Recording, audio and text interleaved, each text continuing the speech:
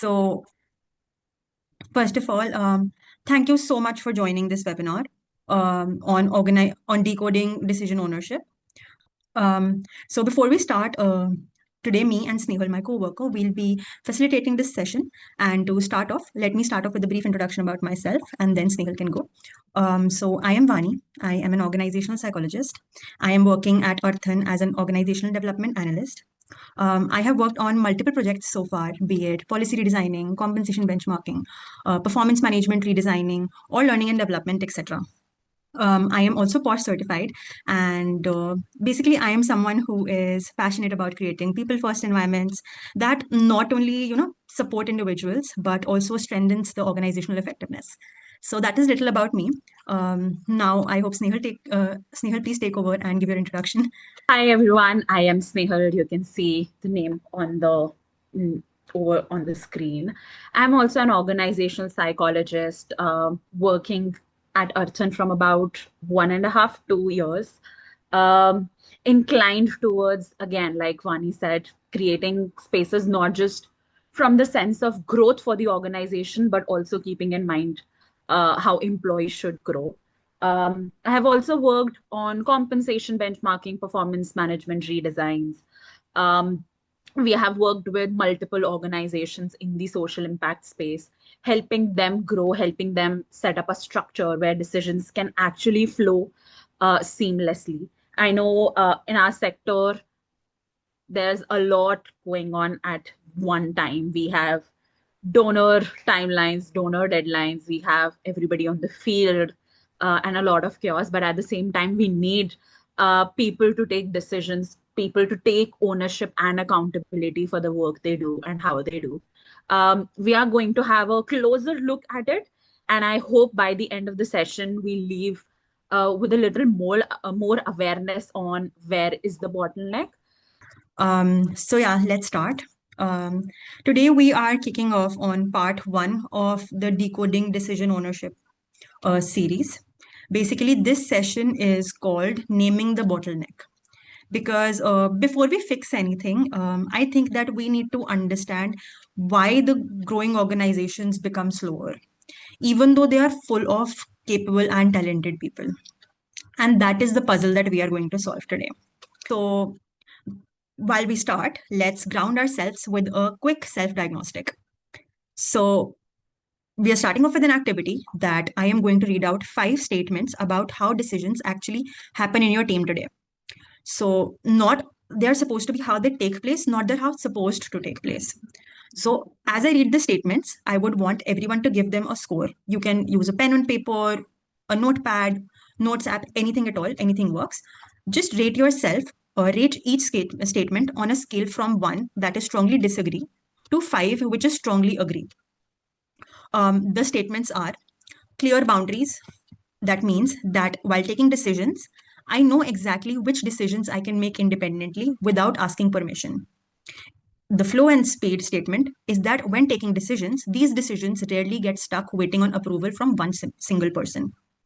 Safe escalation is that while taking decisions, teams clearly understand when to decide locally versus when to escalate.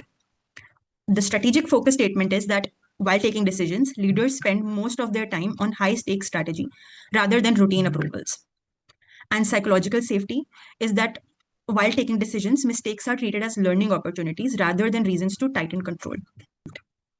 So, just a quick reminder that this is a reflection mirror and not a test. So, there is no winning score here, there is no wrong score. We're just here to understand where we stand in the decision making process. So, first off, if you scored a 21 to 25, congratulations, you are in the distributed ownership level. Basically, you have high autonomy, clear boundaries, leaders free to focus on strategy.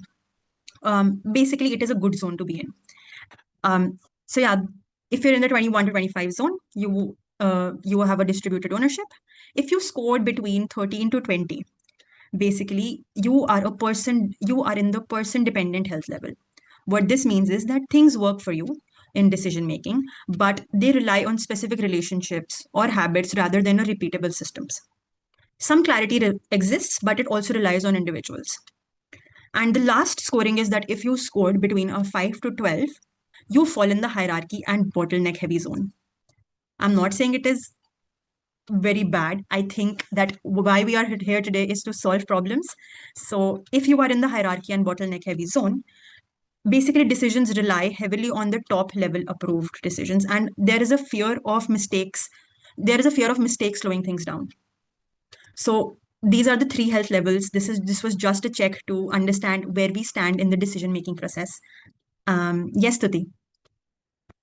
Yeah, hi Vani. Just a quick question. Like in the second one, which is person dependent, is it more of like how well you are able to negotiate with the system, or it is completely based on the bottleneck system which is already there and which is running for long first, or second, it could be your the person whom you are reporting to and what kind of a relationship that you share with the with your manager. Like, is it? Yes, Tuti. So thank you for the question. I think this is more to do with the bottlenecks that take place. So when we come to a person dependent thing, we will be exploring these bottlenecks in detail when we move further. But there is some clarity that exists for sure. But when it comes to people, it kind of becomes scattered. These decisions become scattered. It becomes person dependent rather than organization dependent decision making. Basically, growing shouldn't just make organizations slower. So why does it? Let's explore. Let's sit with this idea for a second because it's a it's a bit counterintuitive. You know, growth is supposed to be a good thing, right? When we have more people, we have more resources, we have more capability. So why does it so often feel that growth is making things feel slower and not faster? Why this happens is because of a pattern. We see this pattern over and over in organizations that what works with 5 people breaks at 15 people, and what works at 15 people becomes exhausting at 40. I hope you notice the language that I used here. It is not that the things suddenly fail. It is basically that they are breaking apart quietly. Once we have a larger organization, they start exhausting people even before anyone names it as a structural problem. So that is something which is very tricky to catch, you know. It doesn't feel like a crisis. It's just that it feels like everyone is a little more tired, a little more frustrated, or that nobody can quite point out to why this is happening. And what does this look like on a daily basis? It looks like that projects are waiting for approvals. Teams are asking for permissions repeatedly. Leaders are overwhelmed with the operational decisions. Opportunities are missed because no one feels authorized, or that everyone is busy but progress feels slow. And this last point is, I think it is genuinely worth pausing on because this isn't a laziness or a talent problem. You can have a room full of capable, talented, hardworking people and still watch the organization slow. The organization is crawling. And that is the whole system mystery that we are here to solve today.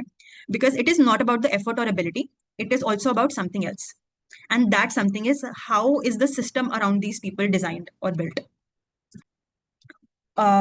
Why is this so different, and why do we see that when there are less people in an organization, it is easier to make decisions rather than when there are more people in the organizations, it gets difficult. So we are going to discuss that when growth outspaces decision design, it is basically when in an early stage of an organization, the founder makes most decisions. And honestly, that is often the right call. It is fast, it is informal, and it works best because everyone's looped in. It is a small organization, everyone's in the loop. But when we move on to the growth stage, that is when things start getting messy. What I mean is that the same style starts to strain.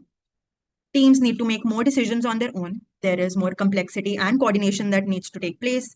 And if the decision ownership does not evolve alongside the organization, we can see that this is where the delays start creeping in. So moving on from the early stage to the growth stage, this is the lens that we will keep moving forward. And please just keep this picture in mind, and we'll use this lens for the rest of the session today. Is there any question or anything that needs to be discussed? Feel free to do so in the chat or by unmuting. So now that we have discussed quite a few things, let's just go through today's journey for once. So today we'll be moving in 4 beats. we will see that what is slowing the decisions down. Then we'll be diagnosing where the bottlenecks are. Thirdly, we'll be mapping the decision system that is in place. And fourth will be to building the system, which will be moving on in the part 2 of this webinar series. Our goal today is solely to understand why decisions slow down before we jump to fixing them. You see, please remember that today it is about quick fixes and not about gaining clarity about each and everything in the decision ownership metrics. So that's how we will be moving forward today. Let's start with another activity just to understand the decision making in organizations. Just to make this whole thing concrete, I am going to give you 4 everyday scenarios, and I want you to think about who would usually make that decision in your organization. So scenario 1, we have an employee requests 3 days of leave. Scenario 2 is that the organization wants to hire a new program officer. Scenario 3 is that a donor requests an urgent clarification before releasing funds. And scenario 4 is that a project manager wants to move 50,000 from one budget line to another. So these are 4 scenarios. Please mention in chat who would usually make this kind of a decision in your organization. Is it the founder, CEO, functional head, manager, team lead, or it depends from decision to decision? It is not someone specific. Okay, so now that we have the answers, did we notice anything interesting in this? The answers were surprisingly different for each and every organization. Even with the organizations of similar size, we can see that the answers differ on who is taking these decisions. And why is that? That is because organizations don't just differ in who makes these decisions. It differs in how this ownership is designed. So the same decision, let's say the budget shift or the hiring call, it was owned by completely different people across different organizations in this room. What explains this difference? You ask, it is that it comes down to 5 things. The 5 things are: decision isn't about capability alone. It is about clarity. Clarity as in, does everyone know who actually has the authority to decide? Accountability. Is it clear that who owns the outcome? Is it trust? That do people genuinely feel empowered to act, or do they hesitate? Information. That do people have enough context to make a good call, or is it organizational design? That is there an intentional structure in place for the organization for how decisions are meant to be taken, or is it ad hoc? These 5 factors actually determine how fast and how well decisions get made in an organization. This is what explains the difference in the different kinds of answers that we have received today. These 5 factors are what influence these decisions. Now, moving on to, now that we know that these 5 factors exist: clarity, accountability, trust, information, and design, let's look at what actually happens when they are missing. Most decision delays are not people problems, they are system problems. As you can see on the screen, you will often hear things like, no one knows who decides this, or something like, everyone needs to say yes.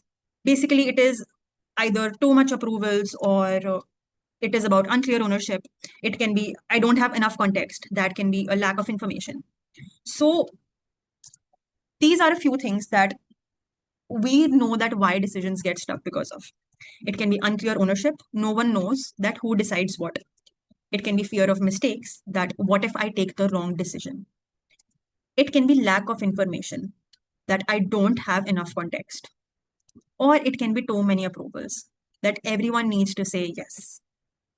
These are a few of the reasons why these decisions get stuck.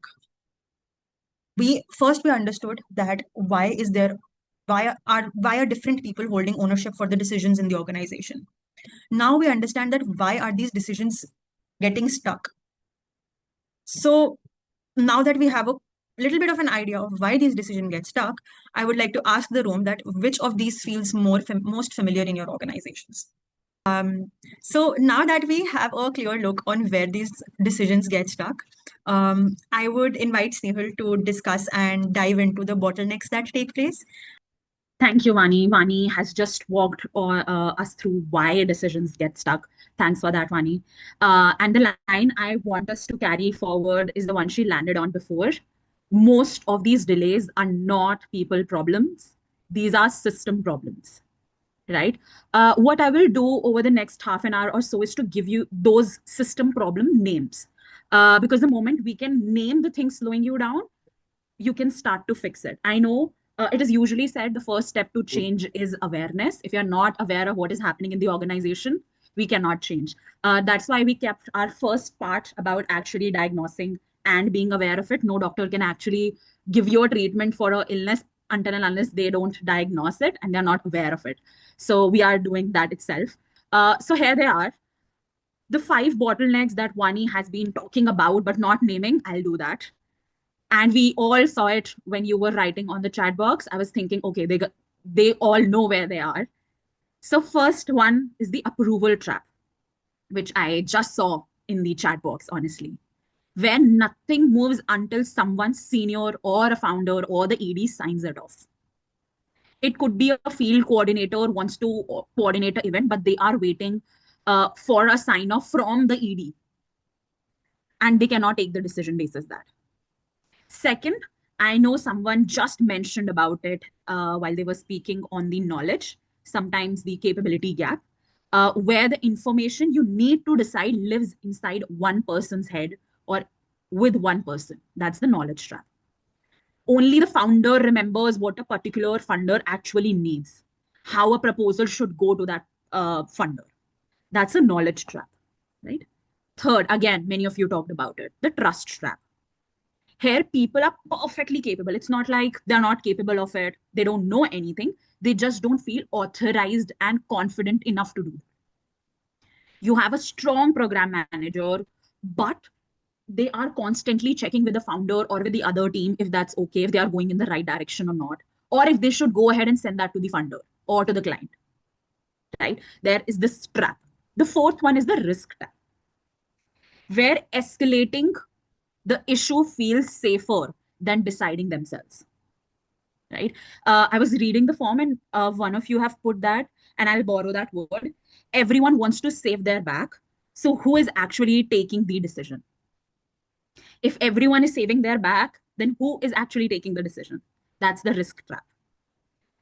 When things are getting it wrong, people take it personally that I don't want to do this. This is dangerous. So they start pushing the decision to pushing upward. And that's not laziness. That's not like I don't want to do the work, but it feels like a self-protection. I want to save myself from the risk. The fifth one is the growth trap, where the system that worked when you were small, like Vani mentioned, when you were a team of 15, the system that worked at that time does not always carry or work when you are 50 or when you are 100. At 40, that same habit may turn into a queue of signing off. We have so many decisions on the table that we have to sign off, right? And while I was reading your all the chats from Vani's question, I was like, we all are in the same boat, honestly. The boats differ, our organizations differ, but surely we all know where we are. And here's the tricky part of these 5 bottlenecks. Nobody walks into a room and say that I have this trap in my organization. They show up in these sentences on the chat, on the screen, sorry. I'm going to read out 5 sentences on the screen. And if you have heard any of this in the last 6 months, I want you all to type yes. Okay. So while I will read the first sentence, and if you can relate to it, type a yes. And we'll go one by one. Okay. The first one is, let's just check with the founder. Have you heard this in the last 6 months? So it sounds responsible, but it is actually an invisible escalation, right? A decision is quietly traveling upward that never needed to reach that position. Second one, let's see how many yes we get here. Let's wait until everyone's aligned. Sometimes it sounds very collaborative, but often it becomes very consultative paralysis in situations. Third, not sure I can approve this. Third one, not sure I can approve this. People have the urgency to act on it, but they don't know if they have the authority to act on it. They are not clear about if they hold that responsibility, accountability, and ownership. Let's see the fourth one. We will discuss it next week.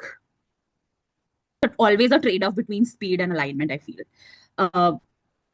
I don't know if I should be making this decision and if it's needed right now. So I'll sign it off next week. Don't worry on that. Yeah. And the fifth one, it's easier if I just do it. In some moments, we feel like it's efficient if I'll do it myself. But repeated across a year, if I'm repeatedly doing it and compensating for other people's capability and for their work, it's how burnout gets built into the design of the organization itself. We are building the burnout in the system, in how we make decisions, how decisions flow.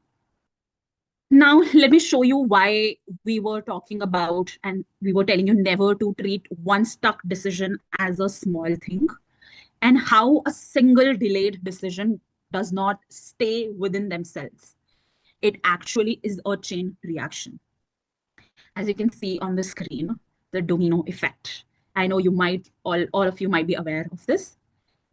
It starts with your team, which is the team impact, the first block, white block, where there are work pauses, people wait, and there's a quiet frustration that is building upon.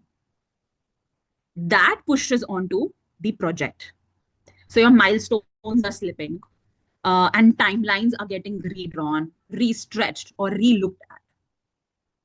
And then there are redrawn timelines that carry a financial cost.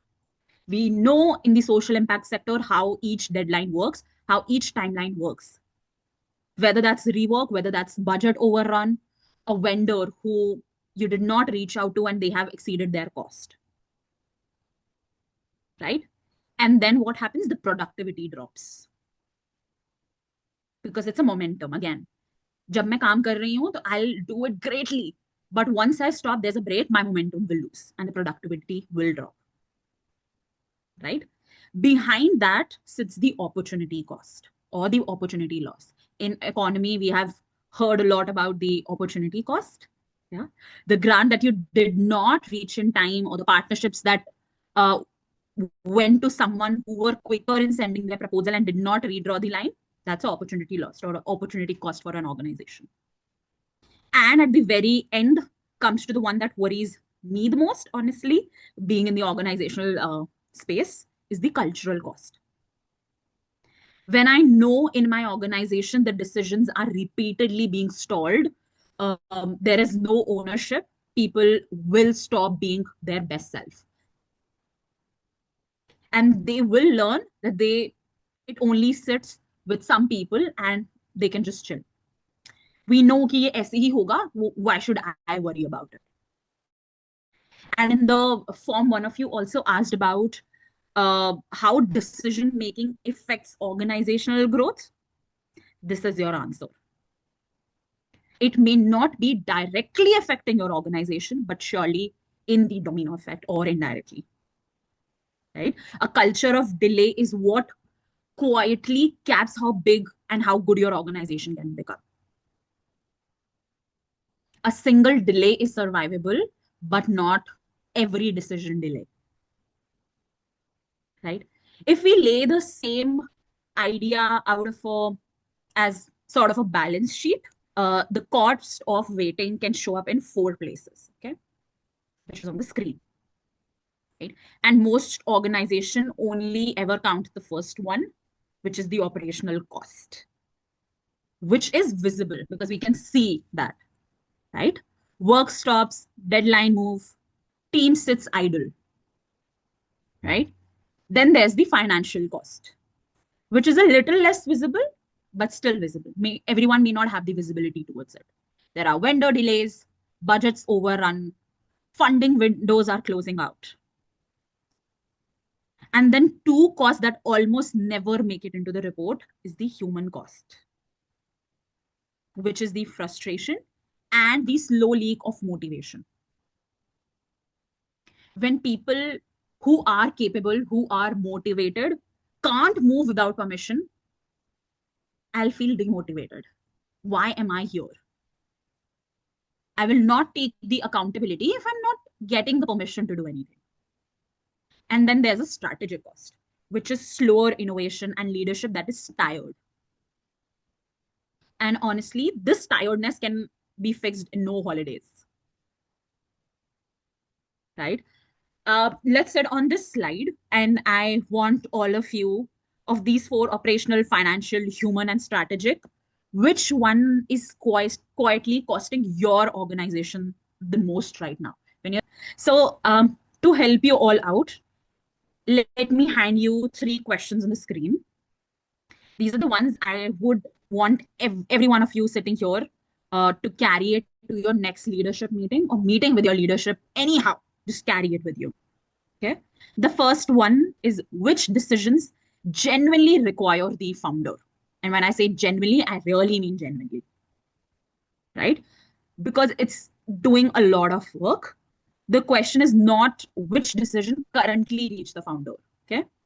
Plenty reach the founder out of habit, honestly, right? The question is, which ones truly need that person's judgment or eyes on it, or the sign of that person. Okay. Second, which decision could be owned somewhere else? If you have, if you gave people the right clarity and the right guardrails, it could be, I can get my proposals signed off from a co-founder or probably a assistant director or a partnerships director or lead instead of going directly to the founder. In the form, some of you asked about it, how to give each team member the clarity to decide with real accountability, financial, non-financial. The word is guardrails, right? People rarely need a permission for everything. They just need to know the edges of their sandbox. Till when can they take the decision? What is their line that they cannot cross, or till what extent they can take the decision and have the ownership of it, right? Third one, if the founder took a week's leave tomorrow, phone switched off, they're not reachable, which decisions in your organization would simply stop? Okay. I think you might have answers to few of this. So I want you all to keep these three questions with you. You can surely take a screenshot or a picture of it. You can note it down. This is definitely going to be a great tool to form a system, to form a decision making inside your organization. Okay.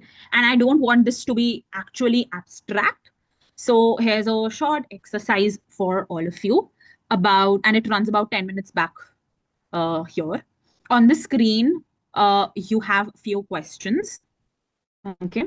So the questions are, so you have to think of one decision in your organization that repeatedly reaches a senior leader or a founder. It could be your own department or something that you have been seeing consistently in the organization. Okay.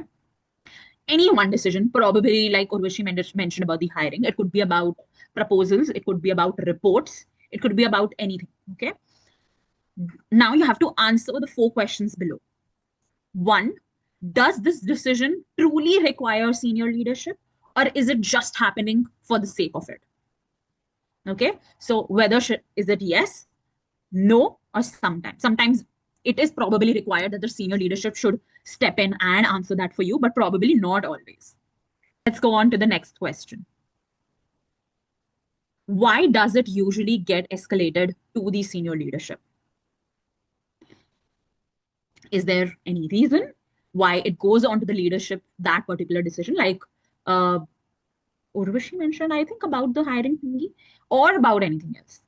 So Dakshina has mentioned, I think it is also to do with a lot of blame within a team. So for instance, decisions are doubted or questioned if one falls flat.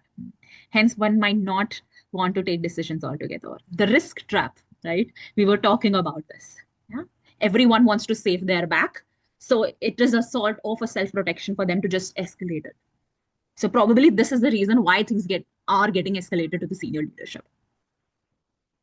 The third one, what would need to change for someone else to own it confidently? What is that one thing that needs to change when I want कि अब ये नहीं escalate होना चाहिए senior leadership को, and that particular person only should take the decision? The fourth one, Was the barrier that we are talking about, is it capability or is it clarity? What is the barrier over here?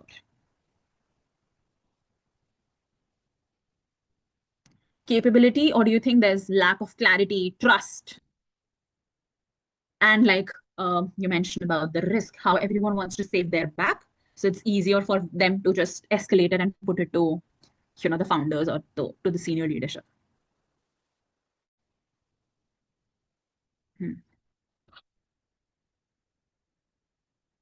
Clarity and capabilities are dependence.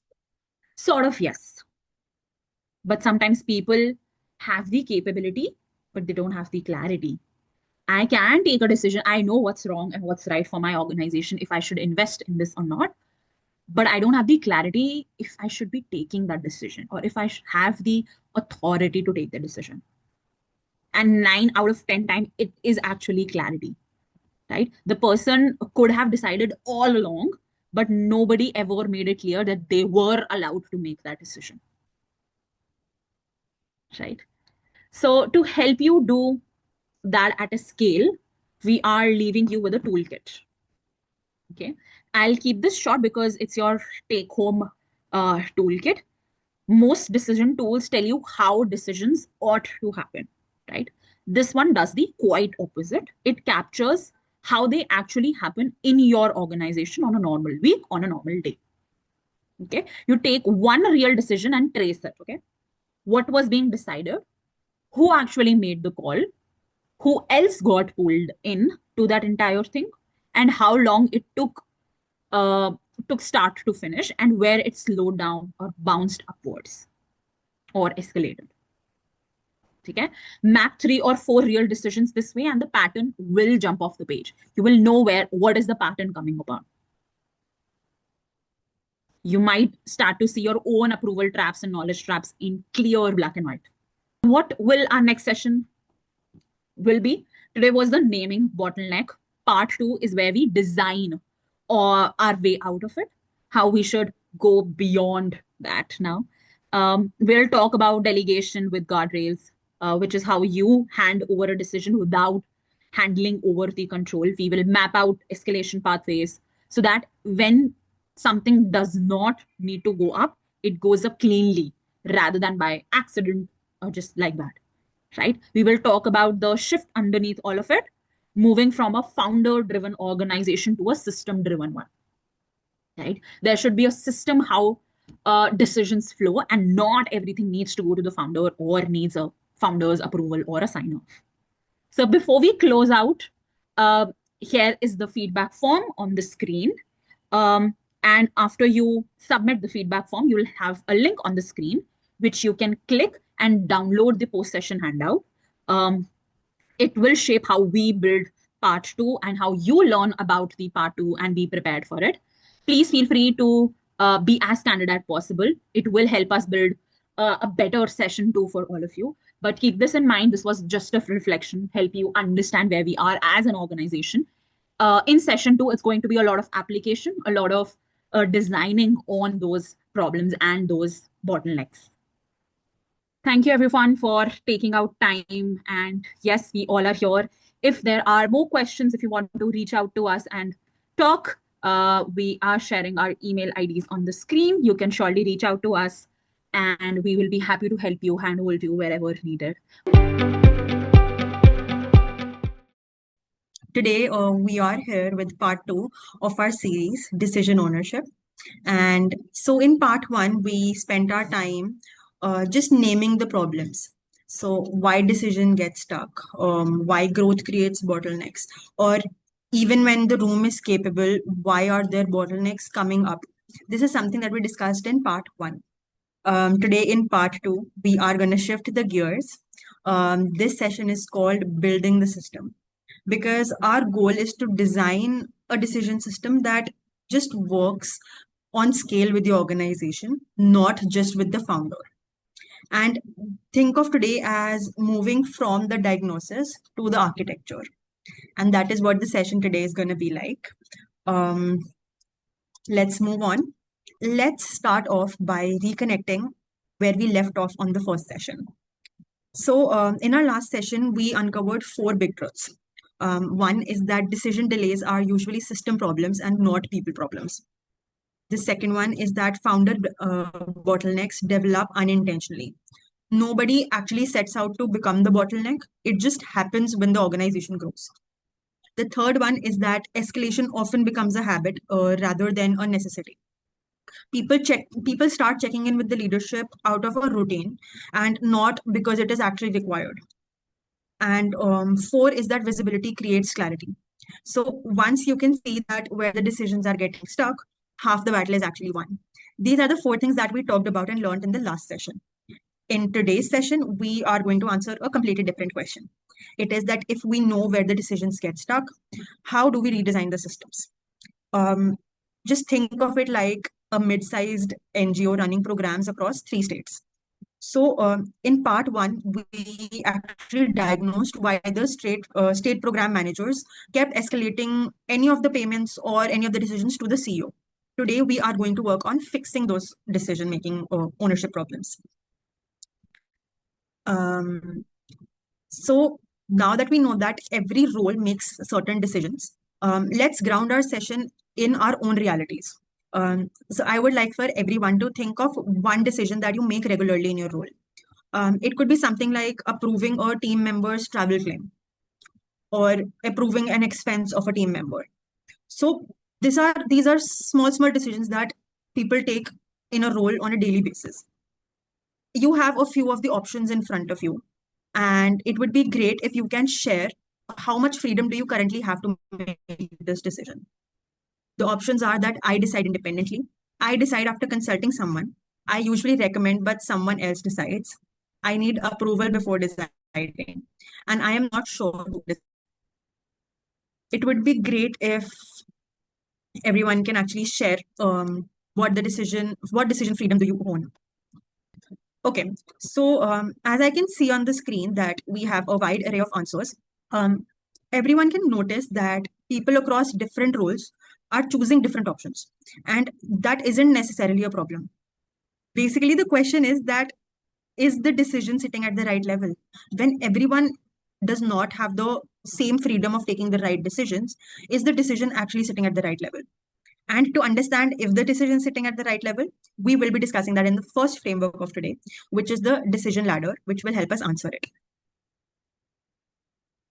And before moving on to the decision ladder, let's understand what enables good decision making. So what actually makes someone confident and capable of owning a decision? It comes down to these 4 things sitting in these circles. It is clarity. That is it my decision?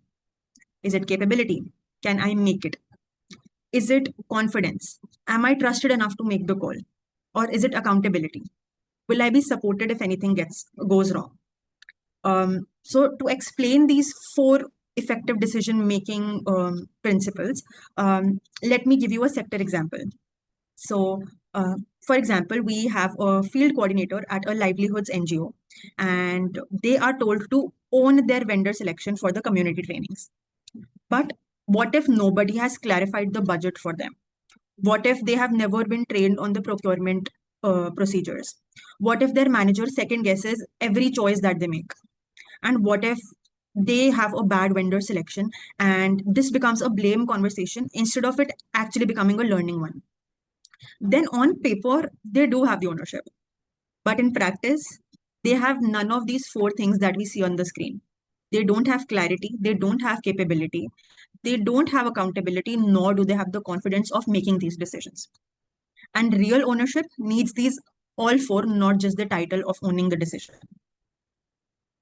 And that is why these 4 are very important. And now we come to the heart of today's shift. We have founder as decision makers versus founders as decision architects. So on the left, we have founders as decision makers, wherein founders approve, review, solve, attend, answer, and control all of the decisions that are there to be made. And this might seem completely normal in a young organization. A A founder running a 15-person nonprofit is the one who will be signing off on all the MOUs and approving all the small grants or all the small decisions. But when you look at the right column, which is founder as a decision architect, they are the ones that define principles, create decision rules, build leaders, create trust, protect strategy, and remove bottlenecks. Picture a founder of a growing organization, education organization. Instead of personally approving every partnership MOU, they set clear principles. The founder's job changes from being the answer to every question to actually being the person who will be designing how the answers are found. And that is how we should move from keeping the founder as a decision maker to moving a founder as a decision architect. And that is how the ownership of decisions change. Let's start and make this concrete by these 5 shifts. So instead of control, we create clarity. Instead of approvals, we create boundaries. Instead of hierarchy, we build decision proximity. Instead of creating perfect decisions, we build fast learning loops. And instead of founder dependencies, we build shared ownership. Basically, these are the 5 principles that are grounded in distributed decision making. Let me give you an example of a quick sector example to make this more clear. So for example, we have an education nonprofit running different learning centers. The old way would be that every center coordinator calls the head office when they want to buy the storybooks. But the new way would be that they just know that they can spend up to 3,000 rupees, and they can spend up to 3,000 monthly rupees without asking. This is how clarity will replace the control. If we take the same idea with curriculum questions, instead of the query traveling all the way up to the headquarters, the local academic lead just leads it. That is the decision proximity. That is how we move from a hierarchy to a decision proximity. The nearest person took the decision, and that was a fast decision. For example, the NGO needs to have partnerships with new schools. So instead of the founder practically personally signing off on each and every single one of these partnerships, the regional managers do it themselves. They decide what partnerships are to be done and what partnerships are not to be done. And this is done by using the criteria that the founder has already set. And that is how shared ownership replaces founder dependencies. And this is how these 5 principles come into play when we are talking about distributed decision ownership or decision making. Now that we've talked about the principles, let's get practical. How do you think that how do you actually decide how much authority a decision needs? That is what a decision ladder is all about. That is what a decision ladder is for. Think of it literally as a ladder with 4 rungs. The idea is simple, that not every decision deserves the same amount of process. Some decisions should, some decisions should be just made and moved on from.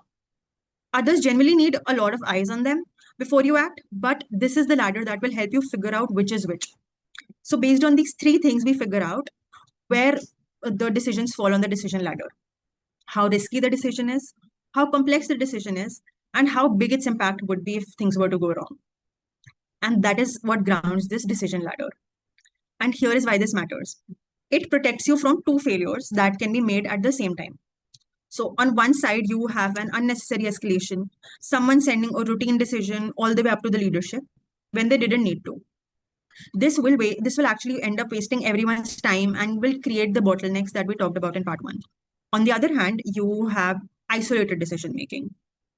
Someone is making a big risky call completely on their own without any visibility, without having to talk to anyone. And nobody ever told them that this is the decision that needs to go up. This is the decision that the leadership needs to be talked about. That is where the decision ladder comes in, and that is where it will help you what decision needs to be taken on your own and what decision needs to go up to the leadership. Let's talk about these 4 rungs that we can see on our screen. Starting from the bottom, we have level 1, which is to decide and inform. You can make the decisions yourself independently, and you simply keep the relevant people informed. This is the level 1. Level 2 is that you decide with input. You gather a few perspectives first, but the final call is still yours to make. So if you look back at the activity that we talked about, all the options relate to this. Someone could take a decision independently, but someone would just recommend, and the decision would be taken by someone else. This is where the decision ladder comes in. The third rung is recommend.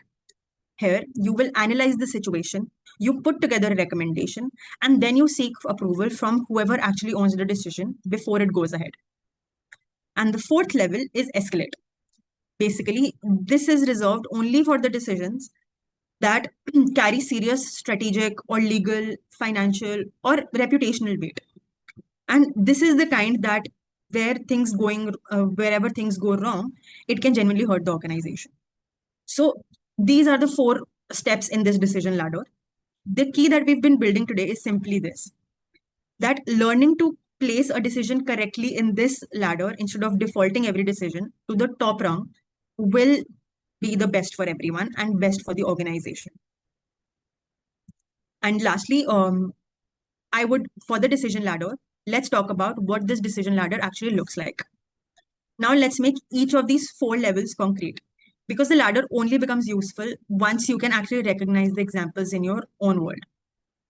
So when the level is decide and inform, things where even if it turns out to be the wrong call, it is easy to undo or it's easy to adjust. It is about think about approving someone's leave request or scheduling a meeting. Nobody needs to weigh in beforehand. You can just do it, you can let it be, and you can just let people know. That is wherein you decide and inform. You don't need anyone else's approval for that. In terms of decide with input, it is for the decisions that need some expertise that you personally might not have. So it could be like hiring a program associate. You might be the one who will be making the final call, but you would also want input from the HR or the hiring manager first. And that can also be the same case with a vendor selection. You gather a couple of opinions and then you decide. That is wherein you can take the expertise of other people, you can ask for other options, but you will be the end person who will be making the decision. When it comes to recommending decisions, it is for the decisions that ripple across multiple functions or teams. So it is just not one person deciding for their own team.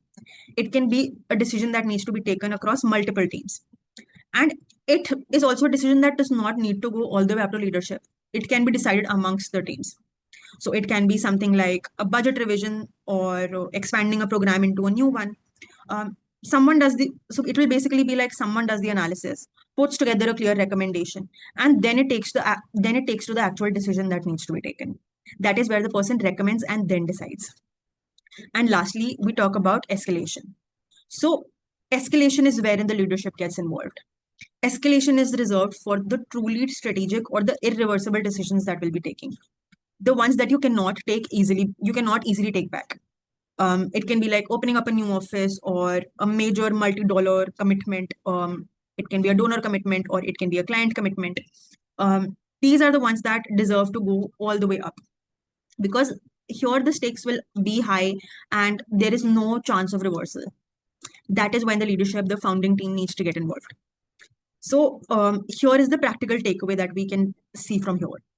Most of the friction that we experience in day-to-day isn't happening in level 4. It is happening because level 1 and level 2 decisions are being treated like they belong in level 3 or 4. Basically, a leave approval does not need the same amount of scrutiny as a merger. That is what I'm trying to say. That not all decisions need to be taken with the same intensity. Some decisions you should keep the ownership to yourself. Some decisions should be given the ownership to others. And once you start sorting these decisions correctly into this table, into these 4 levels, a huge amount of unnecessary waiting simply disappears. And that is what the decision ladder actually is. So as we move on to the next framework, I would like to pass on the mic to Snehal to start it off. Over to you, Snehal. And thanks, Vani. So we have got the ladder now, and a few of you have already started putting your decisions on it. I'm pretty sure about it. So I'll share a few examples from what we see in our work while we work with organizations in the sector. We run into almost a lot of teams, and they say that their decisions are actually delegated. The team is handling it well. There are no problems. And then when I ask them to walk me through the last time that they have actually implemented it or got made or decisions got made basis that, people have rarely touched those matrix or touched those actually processes, right? Nobody was quite sure who made the final call or who made the final go ahead, right? And that's how organizations are working. And we totally get it, especially in the social impact space, where we all are running on deadlines and stretched bandwidths. So on paper, everything is delegated, but in the room, when you see it, it is all unclear, right? That is exactly what the next tool is for. And I'm pretty sure you must have heard that name. It's not about how much authority a decision needs. We have done that with the ladder, which is on your screen right now. This is the simpler part, I would say, which is who actually decides what once you are in the decision. Now you have made a decision of approving a leave, scheduling a meeting, or hiring a program associate. But once you are in that decision, how are we going to go ahead with that? So RACI says whenever you're taking any decision, you have, for example, if you have to get into hiring of a program manager, who is actually responsible for hiring that program manager, who is accountable for hiring that program manager, who should be consulted, and who should just be informed about it, right?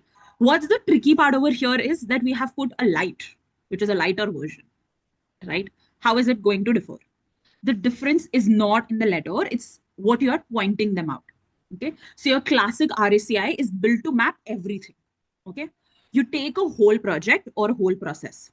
You list every task down on one side and you put every person across the top and you fill in the grid.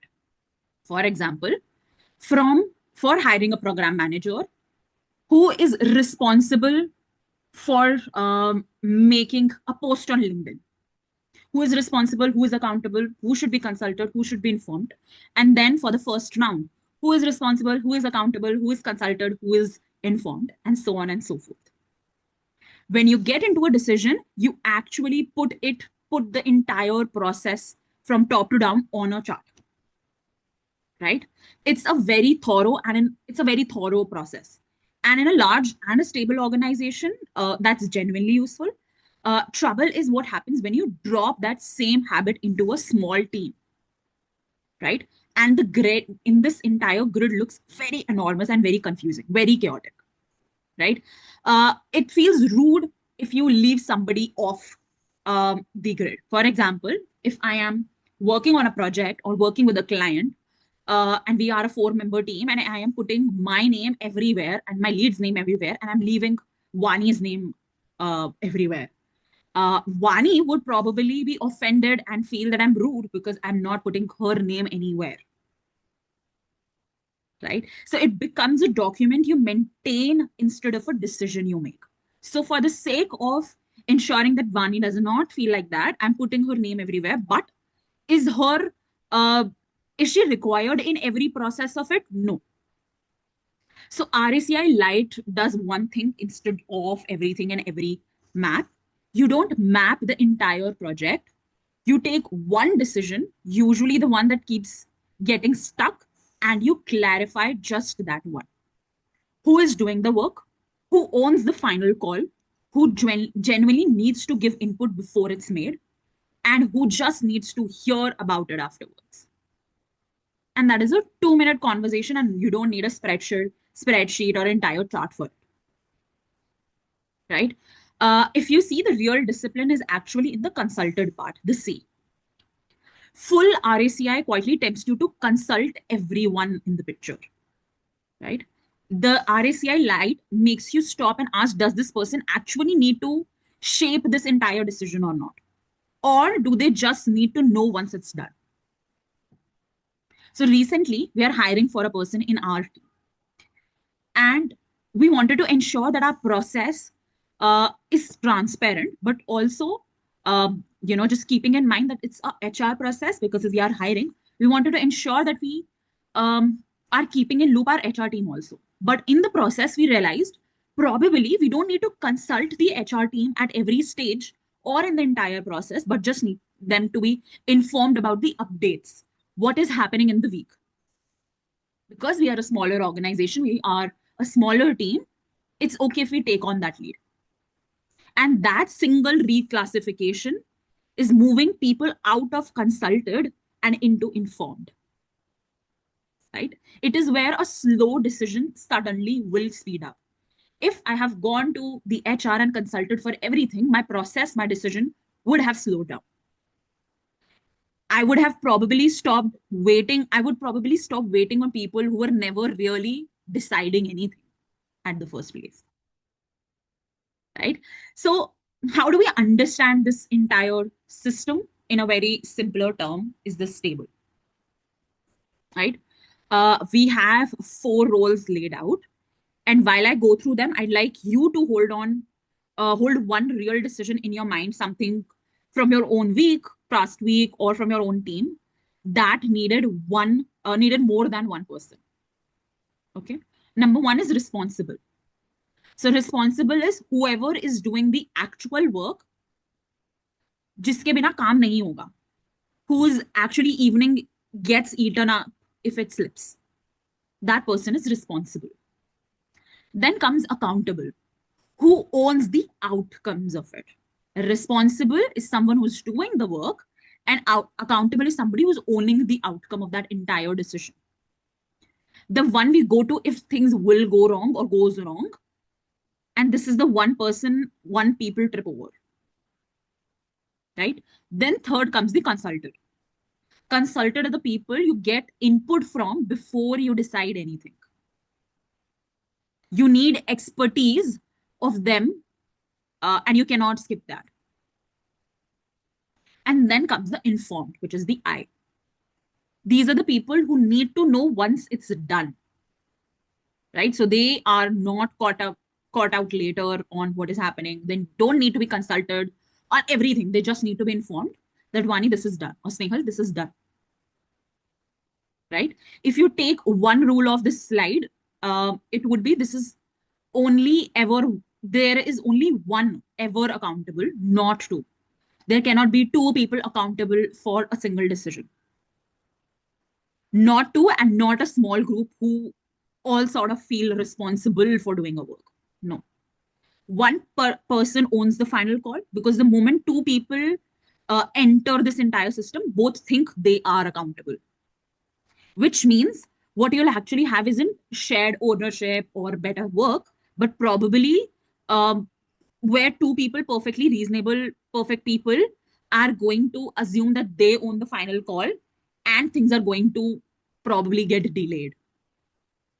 Right? Nothing looks more delegated or moves more slowly than decisions where 2 senior people are actually taking a decision where one can also be fine.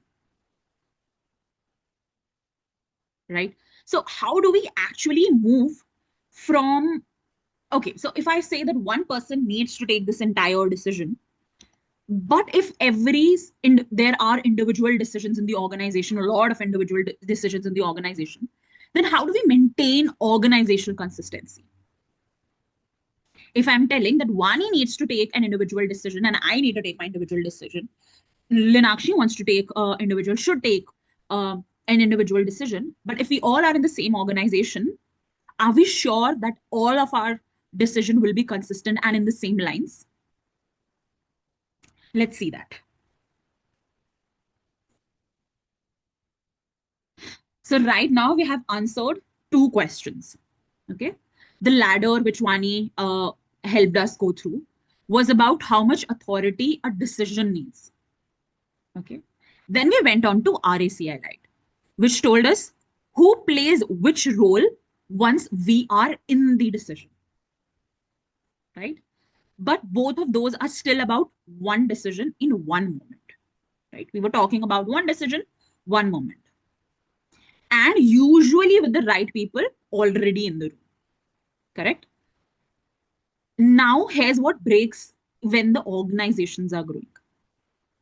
The same type of decision, same stakes, gets handled completely differently depending on who happens to be around that day. Okay. One program manager allocates a budget line without a second thought, right? Another one, probably in the same seniority level, same level, uh, same type of experience, sits on that identical call for a week because they are not sure if they're allowed to make that decision or not. So neither of them is actually wrong. The organization simply never told them which of those two responses was the right one. And like Vani has previously mentioned about clarity, that inconsistency is the gap the next tool will close out, which is the decision matrix. Now, in this matrix, it decides who owns the recurring decision before the decision ever comes up. So instead of every leave request, every small hire, every budget shift becoming a fresh little negotiation to go on to RACI or the ladder, or about who's allowed to say yes or not, you've already settled it in once in advance on the grid.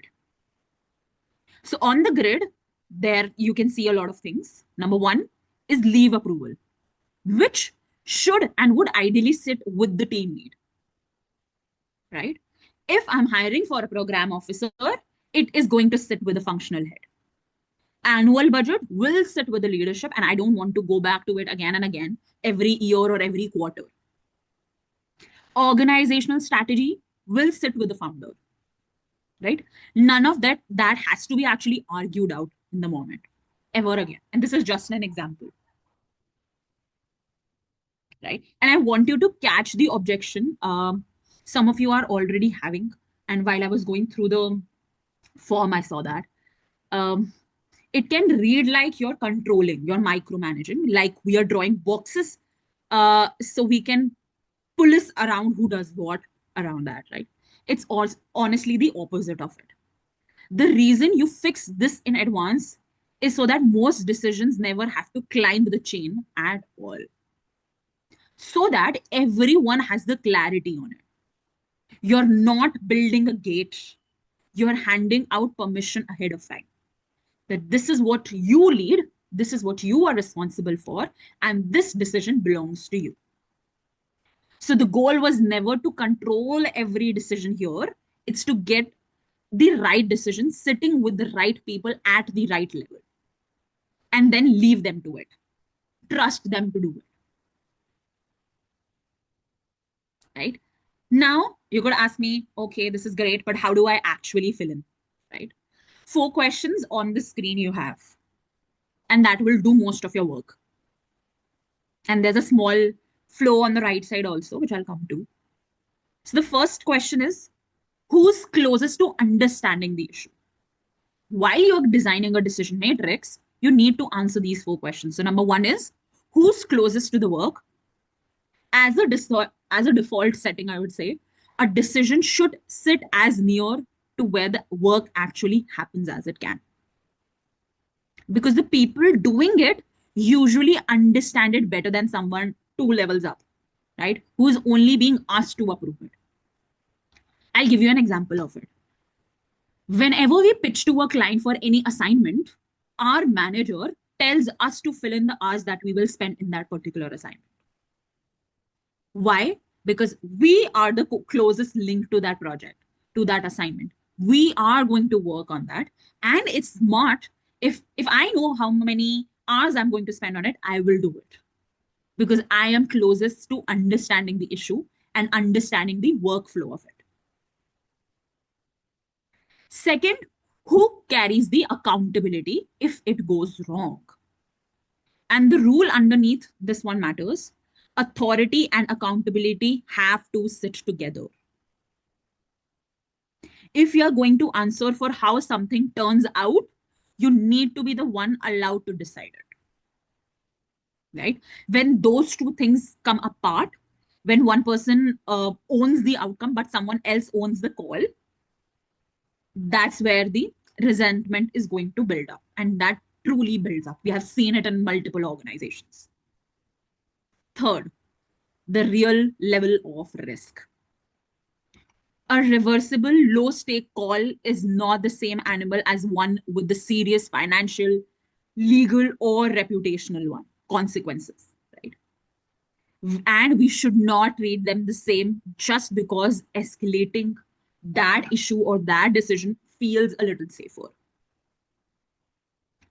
Fourth one, where do you genuinely need everyone doing it the same way? Some decisions can happily be made differently by different teams, and we are absolutely okay with that, right? Others, like how you handle a safeguarding concern or a donor commitment, really can't be different. And those are the ones that legitimately pull things upward, right? That little flow on the right side is the actual logic in a picture. Can the team decide? If it's a yes, is the risk manageable? If yes, to both, it stays with the team, and then that's the end of it. Okay. It's only a no on the risk question that sends it up, which means, which tells you that escalating here is the exception and not going to be a reflex of it. Same idea you'll see on this chart. You can see two axes, how much risk a decision carries and how much strategic weight it holds. And four boxes fall out. Low risk and low strategic weight of a decision. You just delegate it and don't build a process around it.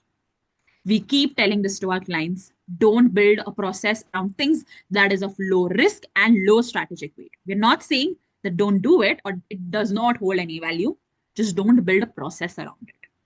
It is going to delay other aspects, which we also talked about in our previous session. High risk, but low strategic weight. Delegated with guardrails. So the person owns it, but knows the ceiling and knows when to come find you if things are going to fall apart. Third, low risk, but high strategic weight. That's a consult before you decide on one. Because a slip won't hurt much, but it touches something that matters over the long run. And then comes the fourth, high on both, the top right. That's a real leadership call, and it should be. The line worth remembering is that authority should climb only as risk and strategic weight climb. Okay. If it's a high strategic thing and it has a great risk attached to it, it should climb up to the hierarchy and should be a leadership decision. Else it should not be. Most of the pain I see in decisions parked in that top right corner that honestly belonged in the bottom left. Small that are reversible things being handled as if they could sink the organization or sink the entire boat of the organization, which is really not the case. Right? So it's a task for all of you. Pick one decision that keeps reaching your senior teams, your leadership team, or to you, not where it goes today, where it actually belongs on the grid. Sit with that one because for a lot of you, the honest answer is going to be a bottom left. It is reaching you or the leadership team or to the founders, but it really does not belong to that level. It probably belongs to the bottom left.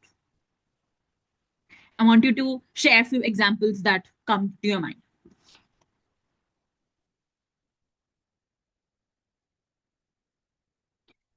So an example for a high, thing that we are considering as no strategic work and no risk would be, for example,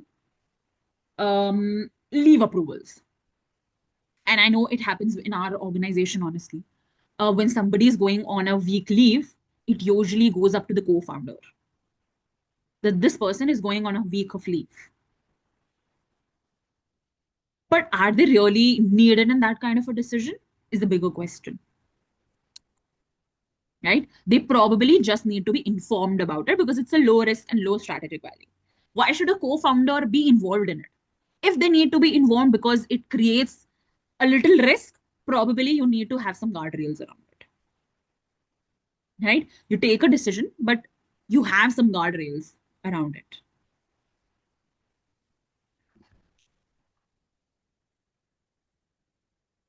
Now comes the part which Vani already touched a little.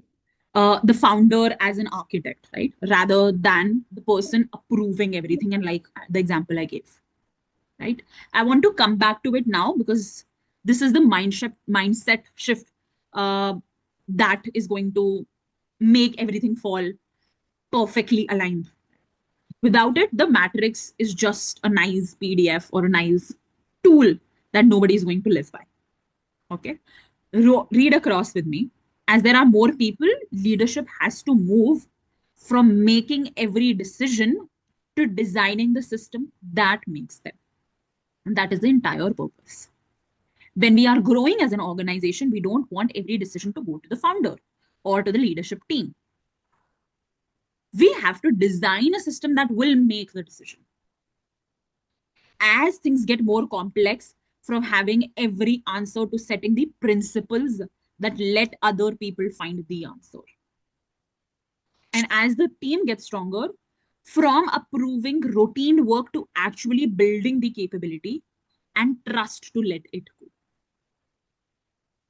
Right? And as you want to move faster from being the person who solves every problem to being the reason problems get solved without you in the room.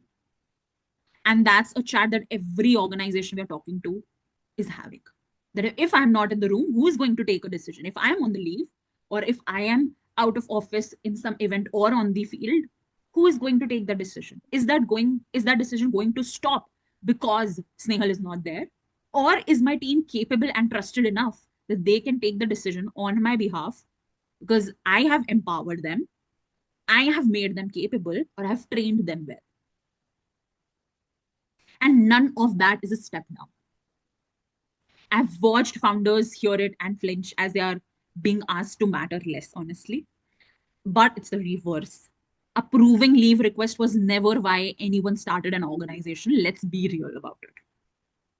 Right? This is the shift from being the hardest working person in the building to being the reason the building keeps running on the days you're not in it. And that's the entire table for you.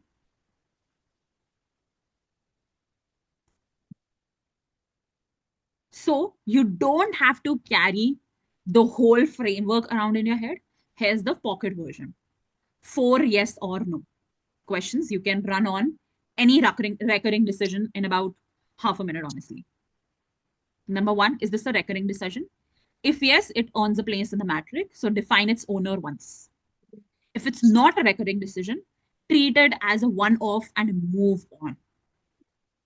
Second, is the team closest to the work? If yes, keep it there. If no, you've probably got the wrong owner. So go back and look into it.